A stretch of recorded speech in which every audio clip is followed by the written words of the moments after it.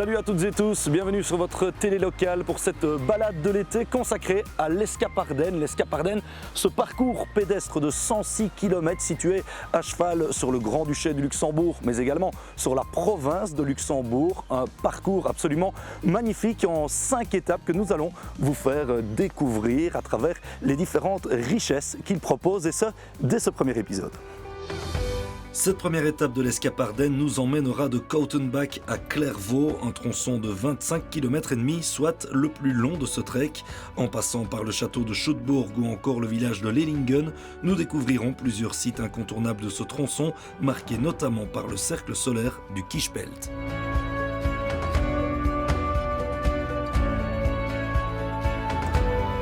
C'est donc ici à Koutenbach, un petit village de 130 habitants situé à une dizaine de kilomètres de Vils au Grand-Duché du Luxembourg, que nous démarrons cette balade de l'été. Ce n'est pas anodin si l'Escapardenne part d'ici, car il s'agit d'un village très touristique et rapidement, vous allez le voir, nous allons être emmenés vers des lieux très pittoresques de cette région. C'est un des buts de l'Escapardenne, faire découvrir les beautés des contrées traversées. Nous allons justement en apprendre un petit peu plus avec nos deux premiers intervenants. Ils ont participé à l'élaboration de ce parcours pédestre.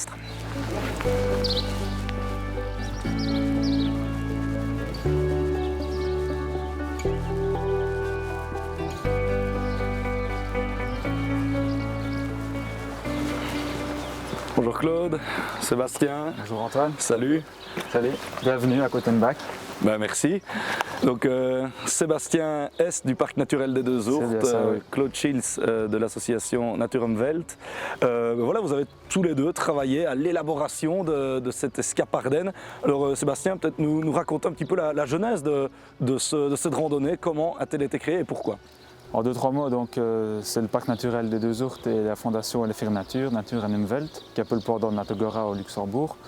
On a décidé de collaborer ensemble sur un projet européen, donc on a bénéficié de fonds FEDER et de fonds de la région wallonne pour réaliser un grand itinéraire de randonnée à travers l'Ardenne belgo-luxembourgeoise. Et donc l'idée, c'était de mettre en place un centième itinérance qui relie les principaux pôles touristiques de la région en mettant en évidence le patrimoine qui est souvent méconnu dans la région, qu'il soit bâti, culturel, naturel ou encore paysager. Et à cette touche, on a ajouté un élément de qualité, puisqu'on s'est inspiré de critères allemands de qualité pour avoir un label au niveau européen. Et donc on a été le deuxième sentier en Europe à avoir ce label Leading Quality Trails Best of Europe en 2012. Alors je me tourne vers Claude Schilz. Claude, tu es en quelque sorte l'homologue luxembourgeois de Sébastien. L'Escapardenne, est-ce qu'il y a des chances de le confondre avec l'Eislek? C'est quoi un petit peu les différences? Est-ce qu'il y a une différence en fait? Donc en fait, il y a l'Escapardenne comprend en tout, comme l'a montré Sébastien, 5 étapes à partir de Koutenbach jusqu'à La Roche en Ardennes. Mais on a quand même souligné qu'on est en Eislek et que c'était le deuxième grand itinéraire luxembourgeois après un autre au Mullertal. Après coup, on a pu rajouter une partie en 3 étapes qui est sur l'autre panneau, que c'est le Ley Trail, et donc l'Escapardenne c'est l'ensemble et on a 2 parties qu'on peut distinguer. L'Eislek c'est le nom luxembourgeois pour l'Ardenne. L'Escapardenne c'est dédié à quel type de randonneur? Donc c'est quand même assez costaud, donc on a des étapes qui peuvent aller jusqu'à 25 km, surtout la première qu'on va faire aujourd'hui, elle est assez costaude, il y a 1000 mètres de dénivelé positif, donc il faut vraiment... Il faut être préparé. Il faut être préparé. Ok, et eh bien parfait, on va partir hein, sur ces 25 premiers kilomètres donc. On vous suit à nos 2 guides.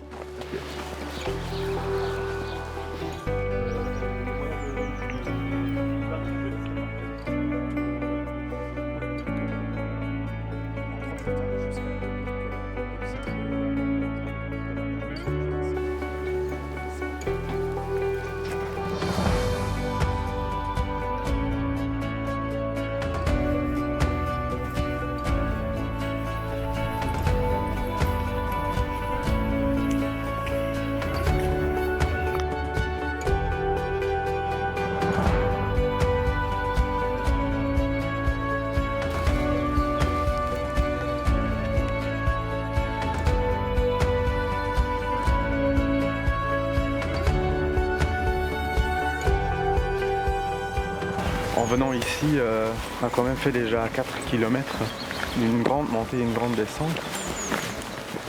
Ouais, Ah, c'est une aubaine pour les tenanciers d'avoir l'Escapardenne qui traverse leur camping en plein cœur. Ouais, on a essayé de relier tous les campings le long du trail, mais ici c'était vraiment inévitable qu'on passe dedans. Et en même temps, c'est un super attrait pour le camping. Bonjour, c'est vous. Bonjour.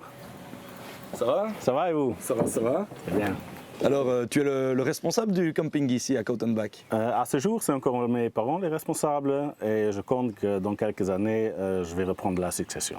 Alors, pour des propriétaires de camping, c'est une véritable chance d'avoir le parcours de l'Escapardenne qui passe en plein cœur de votre camping. Tout à fait, c'est une très grande chance pour nous. On est très content que l'Escapardenne et l'e-trail passent ici. Koutenbach est aussi le point d'arrivée du l'e-trail et en même temps le point de départ de l'Escapardenne. Une autre chose, c'est qu'on a la gare ici. Donc il y a beaucoup de gens qui, quand ils démarrent l'Escapardenne, ils viennent en train ici, ils s'installent ici, passent une nuit ici et le lendemain, ils commencent avec marcher l'Escapardenne. Et ce qui est bien avec l'Escapardenne, c'est aussi qu'il y a des gares à un peu toutes les étapes. Donc ils peuvent marcher, par exemple, la première journée jusqu'à Clairvaux, revenir ici. La deuxième journée, ils peuvent prendre le train ici jusqu'à Clairvaux et ils font leur deuxième étape à partir de Clairvaux. Depuis la création de l'Escapardenne il y a 8 ans, vous avez remarqué une progression dans la fréquentation. Il y a plus de monde qui fréquente votre camping grâce à l'Escapardenne? Oui. On a beaucoup plus de gens, surtout des marcheurs. Idéalement, c'est pour ça qu'on a aussi installé encore plus des petits chalets comme ça.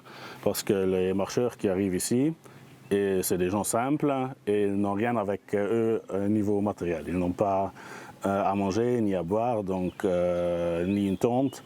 Donc on leur offre des différents chalets où ils peuvent passer leur nuit. On leur offre les petits déjeuners et les dîners dans le restaurant.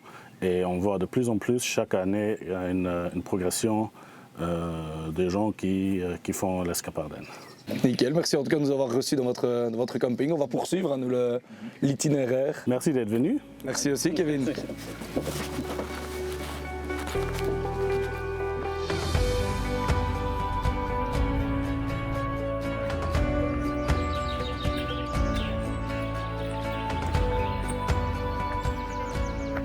Donc voilà, ici on a la deuxième balise, une grande balise directionnelle. En fait, le sentier est balisé par une onde blanche sur un rectangle bleu. Et donc, tous les 3-4 km, on retrouve ces grandes balises qui expliquent un peu les lieux dits et les étapes à venir. Et le balisage est fait dans les deux sens. Eh bien, on va continuer. Là, on va passer une porte un peu particulière, c'est ça? Oui, c'est une porte d'entrée. Donc, c'est vraiment l'entrée dans la nature, l'entrée dans la forêt pour monter jusqu'au château. Allez. Ah, ici on est sur une porte de plus de 20%, Ah ouais, ok. c'est du sérieux. Et c'est comme ça jusqu'au château? Non, ça va se calmer, c'est vraiment par palier. Donc on va monter quand même une bonne 50aine de mètres de dénivelé. Ok. Donc le château est de plus ou moins à 2 km.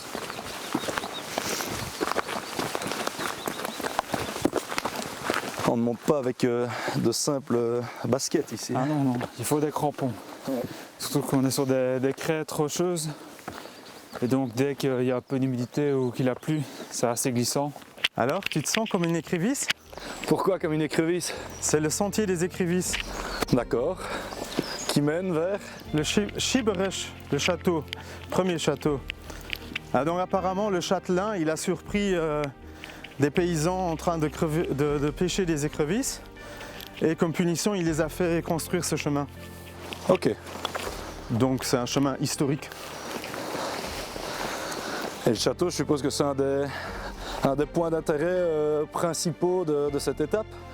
Bien sûr, c'est un assez vieux château du XVe siècle et qui est situé à un endroit vraiment merveilleux.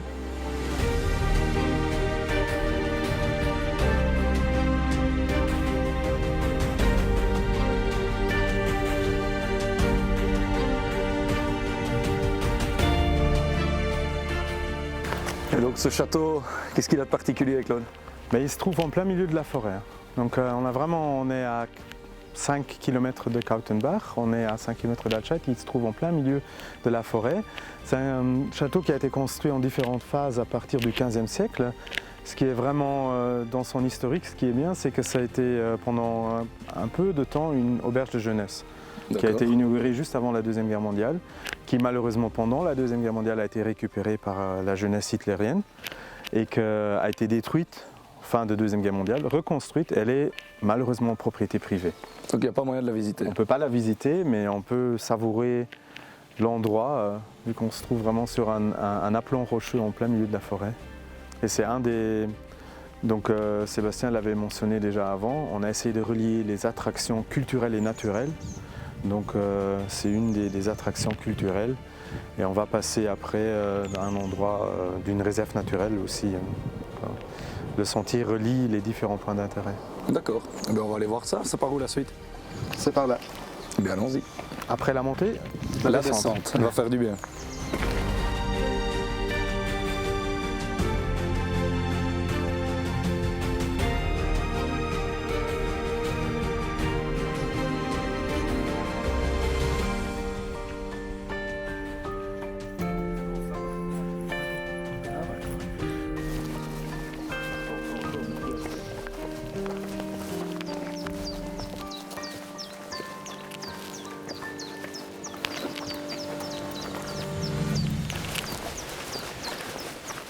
Alors ici, Claude, on se situe sur une plaine. C'est quoi exactement? C'est en fait une réserve naturelle. D'accord. C'est un terrain typique de la région. On en trouve une bonne partie ici autour de Lellingen. C'est des terrains où il y a la roche affleurante et il n'y a presque rien qui pousse dessus. Et s'il y a presque rien, il y a beaucoup de plantes rares. Ouais. Et ici justement, c'est une des réserves de nature en Umwald. Donc l'association qui a co-créé l'Escapardenne, c'est aussi principalement une association de protection de la nature. Donc on achète des terrains et on les gère. Et ici justement, vous voyez ici derrière les dernières gestions qu'on a fait. On a débroussaillé pas mal ici les 2 derniers hivers pour ramener un peu les plantes rares qui étaient ici. D'accord, ok.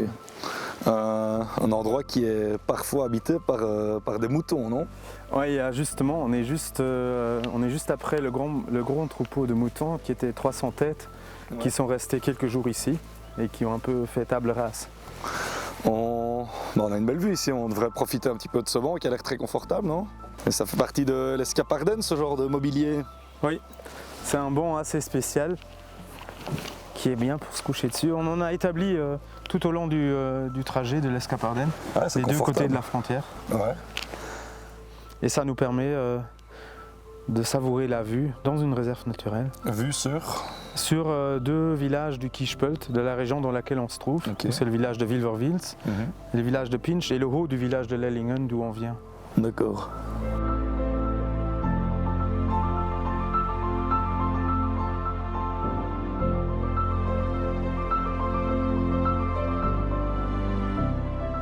Mais si je peux me permettre, il y a quand même un inconvénient à ce genre de banc, c'est qu'on a envie de rester dessus.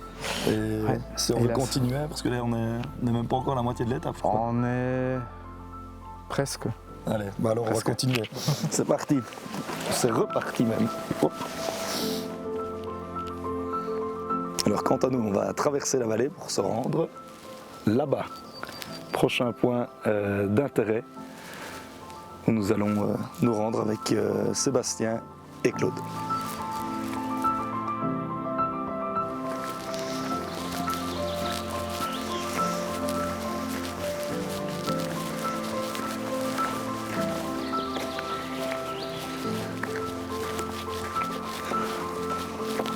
Bon alors Claude, après cette belle petite montée, on va rencontrer quelqu'un que tu connais.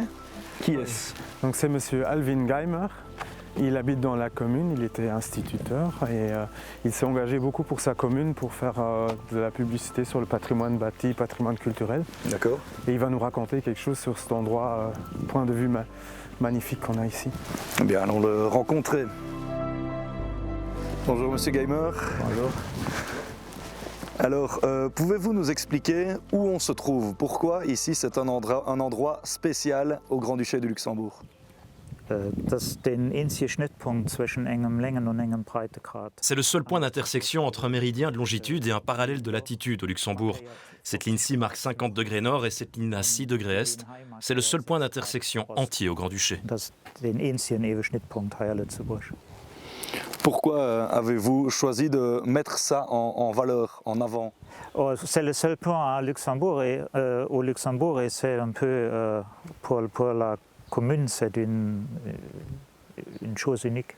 D'accord. Bien, merci Monsieur Gamer et bonne continuation. On va également continuer notre route, on vous suit. Il faut continuer la montée. Ouais.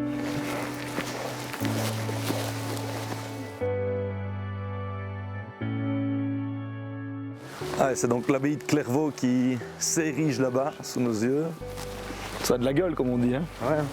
C'est le seul endroit de Clairvaux qu'on voit à partir d'ici. C'est vraiment... On dirait qu'on pourrait l'attraper comme ça. Ah, c'est vraiment super là.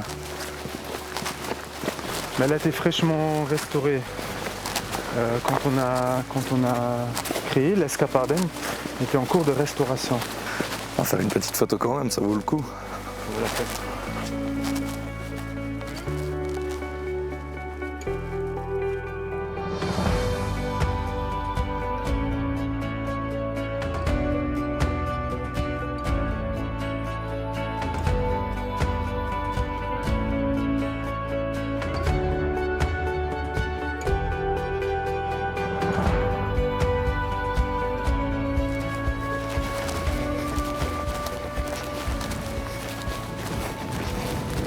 Bon, marcher quand une légère petite averse toute fine, c'est encore bien sympa aussi.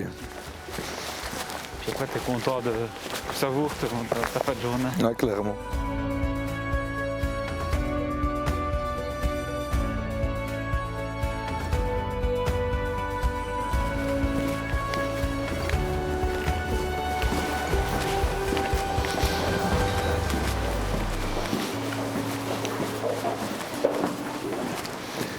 Et bien voilà, Sébastien, Claude, on arrive au but de cette première étape. Clairvaux, ici on se situe dans la cour du château, c'est ça? C'est ça, on se trouve vraiment au milieu de ce qui est l'attraction principale de Clairvaux. Le trail passe juste à côté de Clairvaux, mais comme c'est une ville-étape, la plupart des gens descendent dans la ville. Elle se caractérise par l'alignement qu'on a sur le rocher du Méandre, donc du château, de l'église et de l'abbaye, qui sont en ligne sur le rocher du Méandre de la Clerme. C'est une ville très touristique également, Clairvaux. C'est comme les autres villes qu'on va avoir en Belgique, Oufalise et La Roche, un centre touristique, mais vraiment avec la même physionomie. Le village en fond de vallée sur le rocher du Méandre. Donc c'est très similaire à Oufalise et La Roche en Ardennes. Si on vient à Clairvaux et qu'on a marché les 25 km, on a bien mérité d'aller prendre un petit rafraîchissement dans un des nombreux établissements Horeca. Et on va essayer de trouver les bières locales. Eh bien, allons-y alors.